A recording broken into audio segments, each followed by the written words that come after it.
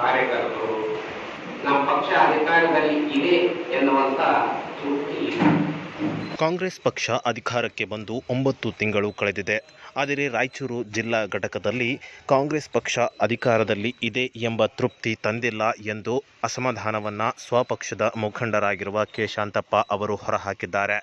ಇನ್ನು ಈ ಒಂದು ಜಿಲ್ಲೆಯಲ್ಲಿ ಇರುವಂತಹ ಕಾಂಗ್ರೆಸ್ ಮುಖಂಡರ ಗುಂಪುಗಾರಿಕೆಯಿಂದ ಇಲ್ಲಿ ಕಾರ್ಯಕರ್ತರಿಗೆ ಸಾಕಷ್ಟು ಸಮಸ್ಯೆಗಳು ಉಂಟಾಗುತ್ತಿವೆ ಎಂದು ಅಸಮಾಧಾನ ಹೊರಹಾಕಿದ್ದು, ಆದರೆ ಈ ಒಂದು ಗುಂಪುಗಾರಿಕೆ ಬಗ್ಗೆ ರಾಜ್ಯ ಮಟ್ಟದ ನಾಯಕರುಗಳಿಗೂ ಮಾಹಿತಿ ಇದ್ದರೂ ಇದನ್ನು ನಿವಾರಣೆ ಮಾಡುವಲ್ಲಿ ಮುಂದಾಗುತ್ತಿಲ್ಲ. ಆದಷ್ಟು ಬೇಗ ಈ ಸಮಸ್ಯೆ ನಿವಾರಣೆ ಮಾಡಿದಲ್ಲಿ ಮುಂದಿನ ಲೋಕಸಭಾ ಚುನಾವಣೆ ಎದುರಿಸಲು ಅನುಕೂಲವಾಗುತ್ತದೆ ಎಂದು ಹೇಳಿದರು. ಚುನಾವಣೆಯಲ್ಲಿ ಆಶ್ವಾಸನೆ ನೀಡಿದಂತೆ ಪಂಚ ಕಾರ್ಯಕ್ರಮಗಳ ಕೂಡ ಅನುಷ್ಠಾನ ಆಯಿತು. ಜಿಲ್ಲೆಯಲ್ಲಿ ಬಹಳಷ್ಟು ಗೊಂದಲದಲ್ಲಿ ಇದ್ದಾರೆ.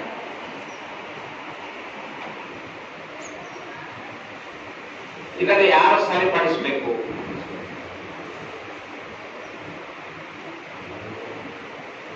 ರಾಜ್ಯದ ಪಕ್ಷದ ವರಿಷ್ಠರು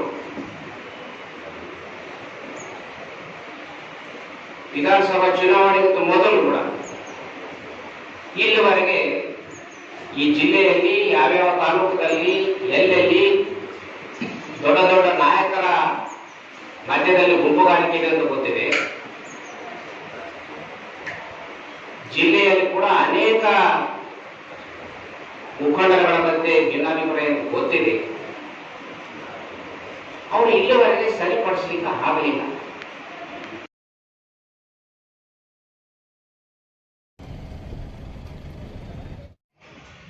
ರಾಯಚೂರು ಜಿಲ್ಲೆಯಲ್ಲಿ ರಾಜಧನ ಆಧರಿಸಿ ಮರಳು ಸಾಗಾಣಿಕೆ ತಕ್ಷಣವೇ ಅವಕಾಶ ನೀಡಬೇಕು. ಇಲ್ಲವಾದಲ್ಲಿ ರಸ್ತೆಯುದ್ದಕ್ಕೂ ಟಿಪ್ಪರ್ ನಿಲುಗಡೆ ಮಾಡಿ ಸಂಚಾರ ಬಂದ್ ಮಾಡುವ ಚಳವಳಿ ಹಮ್ಮಿಕೊಳ್ಳಲಾಗುತ್ತದೆ ಎಂದು ರಾಯಚೂರು ಜಿಲ್ಲಾ ಸಂಘದ ಟಿಪ್ಪರ್ ಮಾಲೀಕರ ಸಂಘದ ಪದಾಧಿಕಾರಿಗಳು ಜಿಲ್ಲಾಧಿಕಾರಿಗಳಿಗೆ ಎಚ್ಚರಿಕೆ ನೀಡಿದ್ದಾರೆ. ಇನ್ನು ಇತ್ತೀಚೆಗೆ ಜಿಲ್ಲಾ ಉಸ್ತುವಾರಿ ಸಚಿವರುಗಳು ಅಕ್ರಮ ಮರಳುಗಾರಿಕೆ ಹಿನ್ನೆಲೆಯಲ್ಲಿ ಈ ಒಂದು ಮರಳುಗಾರಿಕೆಯನ್ನು ತಡೆಯಲಾಗದೆ ಎಂದಿದ್ದಾರೆ. ಸಚಿವರು ಅಕ್ರಮ ಮರಳುಗಾರಿಕೆ ತಡೆಯಲಿ, ಆದರೆ ಟೆಂಡರ್ ಮುಖಾಂತರ ರಾಜಧನ ನೀಡಿ ಪಾವತಿಸಿ ಮರಳು ಸಾಗಾಣಿಕೆ ಮಾಡುವುದಕ್ಕೆ ಪರವಾನಗಿ ನೀಡಬೇಕು ಎಂದು ಗುರುರಾಜ್ ಒತ್ತಾಯಿಸಿದರು. ಏನಂತ ಹೇಳಿದ್ರೆ, ನಮ್ಮ ರಾಯಚೂರು ಜಿಲ್ಲೆಯಲ್ಲಿ ಲೀಗಲ್ ಆಗಿ 3 ಮರಳು ಘಟಕಗಳು ಇದಾವ. ಅವನ್ನ ಪ್ರಾರಂಭ ಮಾಡಲಾರದ 1 ತಿಂಗಳಾಯಿತು. ಉದ್ದೇಶಪೂರ್ವಕವಾಗಿ ಅವನ್ನ ನಿಲ್ಲಿಸಿದ್ದಾರೆ.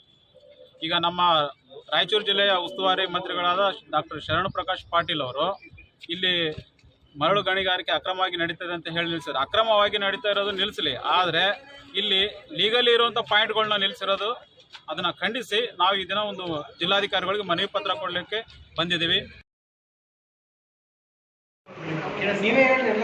ಮಾರ್ಚ್ 18ರಂದು ರಾಯಚೂರು ನಗರದ ಪಂಡಿತ್ ಜಂಬಲದಿನ್ನಿ ಸಿದ್ದರಾಮ ರಂಗಮಂದಿರದಲ್ಲಿ ಜಿಲ್ಲಾ ಹಿಂದುಳಿದ ಜಾತಿಗಳ ಮಹಿಳಾ ಒಕ್ಕೂಟದ ವತಿಯಿಂದ ಅಂತಾರಾಷ್ಟ್ರೀಯ ಮಹಿಳಾ ದಿನಾಚರಣೆ ಮತ್ತು ಸಾಧಕರಿಗೆ ಸನ್ಮಾನ ಕಾರ್ಯಕ್ರಮವನ್ನು ಆಯೋಜನೆ ಮಾಡಲಾಗಿದೆ ಎಂದು ಒಕ್ಕೂಟದ ಸದಸ್ಯೆ ಈರಮ್ಮ ವಕೀಲರು ಹೇಳಿದರು.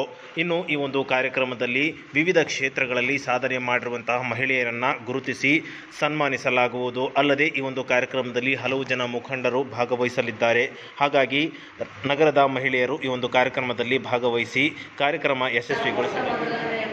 ಅಂತಾರಾಷ್ಟ್ರೀಯ ಮಹಿಳಾ ದಿನಾಚರಣೆಯನ್ನು ಹಮ್ಮಿಕೊಳ್ಳಲಾಗಿದೆ. ಈ ಒಂದು ಕಾರ್ಯಕ್ರಮದ ಮುಖ್ಯ ಉದ್ದೇಶ ಮಹಿಳೆಯರು ಇಂದಿನ ರಂಗದಲ್ಲಿ ಪುರುಷರಿಗಿಂತ ಹೆಚ್ಚು ಸ್ಥಾನದಲ್ಲಿ ಸಾಧನೆಗಳನ್ನು ಬಯಸುತ್ತಿದ್ದಾರೆ. ಅಂತಹ ಒಂದು ಮಹಿಳೆಯರ ಸಾಧನೆಗಳನ್ನು ಗುರುತಿಸಿ ಸಾಧಕರಿಗೆ ಸನ್ಮಾನ ಕಾರ್ಯಕ್ರಮ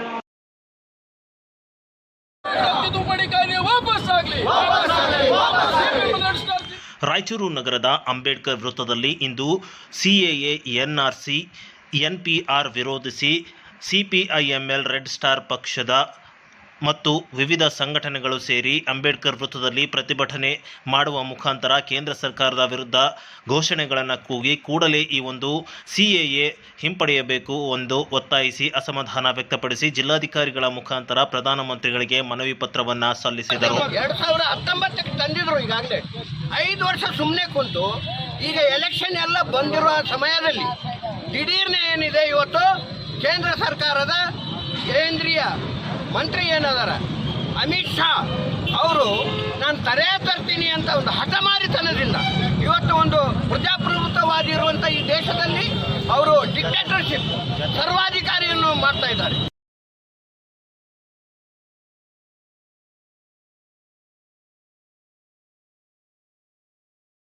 ಜೆಡಿಎಸ್ ಪಕ್ಷದ ವತಿಯಿಂದ ನೂತನ ಪದಾಧಿಕಾರಿಗಳು ಹಾಗೂ ಲೋಕಸಭಾ ಚುನಾವಣೆಯ ಪೂರ್ವಭಾವಿ ಸಭೆಯನ್ನು ಇಂದು ನಗರದ ಖಾಸಗಿ ಹೋಟೆಲ್ ಒಂದರಲ್ಲಿ ಮಾಡಲಾಯಿತು. ಈ ವೇಳೆ ಈ ಒಂದು ಪೂರ್ವಭಾವಿ ಸಭೆಯಲ್ಲಿ ಜಿಲ್ಲೆಯ ಎಲ್ಲ ಮುಖಂಡರು ಭಾಗಿಯಾಗಿದ್ದರು. ಈ ಒಂದು ನಿಟ್ಟಿನಲ್ಲಿ ಮಂಡ್ಯ ಭಾಗದಲ್ಲಿ ಹೊರತುಪಡಿಸಿದರೆ ಹಾಸನದಂತೆಯೇ ರಾಯಚೂರು ಭಾಗದಲ್ಲಿಯೂ ಕೂಡ ಜೆಡಿಎಸ್ ತುಂಬ ಸ್ಟ್ರಾಂಗ್ ಆಗಿರುವ ಹಿನ್ನೆಲೆಯಲ್ಲಿ ನಾವು ನಮ್ಮ ಅಭ್ಯರ್ಥಿಯನ್ನು ಗೆಲ್ಲಿಸಿ ತೋರಿಸಿ ನಮ್ಮ ಮುಖಂಡರುಗಳಿಗೆ ನಾವು ಎಷ್ಟು ಬಲಿಷ್ಠರಿದ್ದೇವೆ ಎಂದು ತೋರಿಸಬೇಕು ಎನ್ನುವ ನಿಟ್ಟಿನಲ್ಲಿ ಸಭೆ ಮಾಡಲಾಯಿತು. ನಮಗೂ ನೋವಿದೆ, ಯಾಕಂತಂದ್ರೆ ಮಂಡ್ಯ ಕ್ಷೇತ್ರ ಆದ ನಂತರ ಅತಿ ಬಲಿಷ್ಠವಾದಂಥ ಪಕ್ಷ ಇರೋದು ಯಾವುದೇ ಜಿಲ್ಲೆ ಅಂತಂದ್ರೆ ಅದು ರಾಯಚೂರು ಅಂತ ನಾನು ಈ ಸಂದರ್ಭ ಹೇಳ್ತೀನಿ.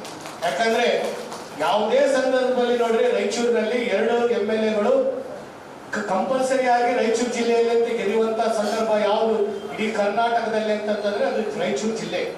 ಇವತ್ತು ನಾವು ಸಹ ಮೊನ್ನೆ ನಾವು ಯಾವುದು ಸ್ವರೂಪದಲ್ಲಿ ಲಿಂಗಸೂರು ಸೋತೀವಿ, ದೇವದುರ್ಗ ಗೆದ್ದೀವಿ ಮತ್ತು ವೆಂಕಟಪ್ಪ ಎಲ್ಲ